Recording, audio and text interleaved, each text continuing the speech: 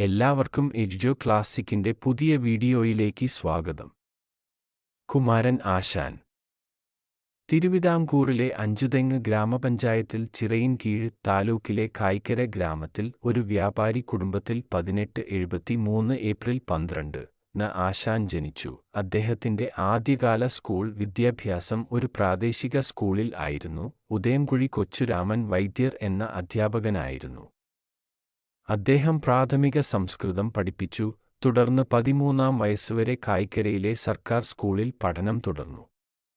തുടർന്ന് 1889-ൽ സ്കൂളിൽ അധ്യാപകനായി ചേർന്നെങ്കിലും സർക്കാർ ജോലിയിൽ പ്രവേശിക്കാനുള്ള പ്രായമാകാത്തതിനാൽ ജോലി ഉപേക്ഷിക്കേണ്ടി വന്നു. ഈ സമയത്താണ് അദ്ദേഹം സംസ്കൃത സാഹിത്യത്തിലെ ശ്ലോകങ്ങളും നാടകങ്ങളും പഠിച്ചത്. പിന്നീട് 1890-ൽ ഒരു പ്രാദേശിക മൊത്തക്കച്ചവടത്തിൽ അക്കൗണ്ടന്റായി ജോലി തുടങ്ങി. അതേ വർഷം തന്നെ ശ്രീനാരായണ ഗുരുവിനെ കണ്ടുമുട്ടുകയും ആത്മീയ നേതാവിന്റെ ശിഷ്യനാകുകയും ചെയ്തു. ശ്രീനാരായണ ധർമ്മ പരിപാലന യോഗത്തിന്റെ SNDP പ്രവർത്തനങ്ങളിൽ ഏർപ്പെട്ടിരുന്ന ആശാൻ 1904-ൽ അതിന്റെ സെക്രട്ടറിയായി. അതേ വർഷം അദ്ദേഹം വിവേകോദയം എന്ന മലയാള സാഹിത്യ മാസിക സ്ഥാപിക്കുകയും അതിന്റെ പത്രാധിപത്യം ഏറ്റെടുക്കുകയും ചെയ്തു.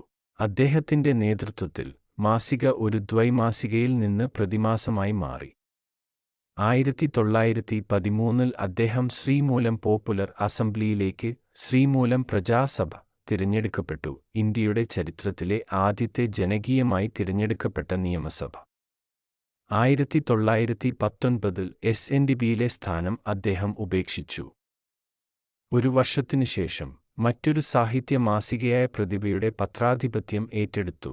1921-ൽ അദ്ദേഹം യൂണിയൻ ടൈൽ വർക്ക്സ് എന്ന ക്ലേ ടൈൽ ഫാക്ടറി ആലുവയിൽ ആരംഭിച്ചു. എന്നാൽ അത് കണ്ടെത്തിയപ്പോൾ ഫാക്ടറി സമീപത്തെ കൊട്ടാരം കുളം മലിനമാക്കുന്നതിനാൽ അദ്ദേഹം പദ്ധതി ആലുവ നദിക്കടുത്തുള്ള സ്ഥലത്തേക്ക് മാറ്റുകയും അദ്വൈതാശ്രമം പണിയുന്നതിനായി സ്ഥലം SNDPക്ക് കൈമാറുകയും ചെയ്തു. പിന്നീട് അദ്ദേഹം തിരുവനന്തപുരത്തിന്റെ പ്രാന്തപ്രദേശത്തുള്ള തോന്നക്കൽ എന്ന ഗ്രാമത്തിലേക്ക് താമസം മാറ്റി. അവിടെ ഭാര്യയോടൊപ്പം താമസമാക്കി. 1923-ൽ അദ്ദേഹം നിയമസഭാ തിരഞ്ഞെടുപ്പിൽ ക്വെയ്ലോൺ മണ്ഡലത്തിൽ നിന്ന് മത്സരിച്ചെങ്കിലും ശങ്കരമേനോനോട് പരാജയപ്പെട്ടു. തച്ചക്കുടി കുമാരൻ എഴുത്തുകാരന്റെ മകൾ ഭാനുമതിയമ്മയെ 1917 ആശാൻ വിവാഹം കഴിച്ചു. 1922-ൽ മദ്രാസ് സർവകലാശാല അദ്ദേഹത്തിന് മഹാകവി എന്ന ഉപസർഗം നൽകി ആദരിച്ചു. ആധുനിക മലയാളത്തിലെ ത്രിമൂർത്തികളായ കവികളിൽ ഒരാളായിരുന്നു കുമാരൻ ആശാൻ.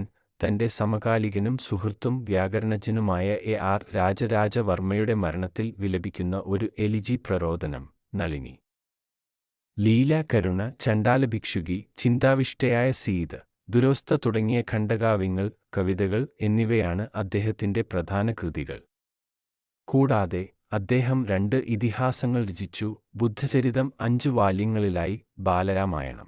1924 ജനുവരി 16-ന് ആലപ്പുഴയിലെ പല്ലൻ നദിയിൽ റിഡീമർ എന്ന ബോട്ട് മറിഞ്ഞ് ആശാൻ മരിച്ചു. 2 ദിവസത്തിനു ശേഷം അദ്ദേഹത്തിന്റെ മൃതദേഹം വീണ്ടെടുത്തു. അദ്ദേഹത്തിന്റെ ഭൗതികാവശിഷ്ടങ്ങൾ സംസ്കരിച്ച സ്ഥലം കുമാരകോടി എന്നറിയപ്പെടുന്നു.